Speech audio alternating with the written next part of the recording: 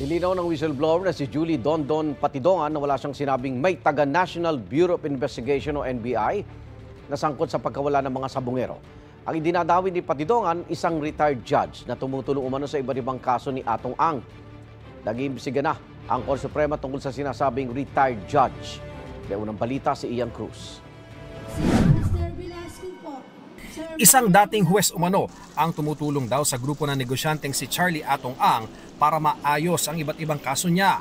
Sa eksklusibong panayam sa GMA Integrated News ni Julie Dondon Patidongan alias Sotoy, sinabi niyang kasama sa inayos ni Judge ang kaso nilang 6 na akusado kaugnay sa pagkawala ng mga sabungero. Katulad nung itong sa kaso namin na 6, kaya medyo naabsulto kami. Gawa si ex-judge na yan. So anong papel niya? Basta lahat ginagapang yan hanggang taas. Sabi ni Dondon, si Atong ang mismo nagsabi sa kanya ukol sa partisipasyon ng ex-judge. Kaya naman nalalaman ko kasi nung nagtatago ako o nasa bahay na ako sa Mindanao, tinatawag niya sa akin yan. Magsabi niya, Dondon, magpasalamat ka kay ex-judge kasi siya naayos ng ano natin. Galing siya sa, minsan kasi nasa Japan yan sila.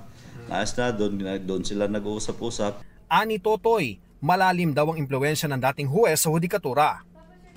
Tagal na kasing judge siya, parang naging hippie yata siya sa buong judge na yan. So kahit sa panig ng bansa siya? Yes. Sabi ni Justice Secretary Boying Rimulya, iniimbestigahan na ng Korte Suprema ang mga umano'y tiwaling huwes na maaaring kasabwat sa missing sabungero. Information pa lang yan.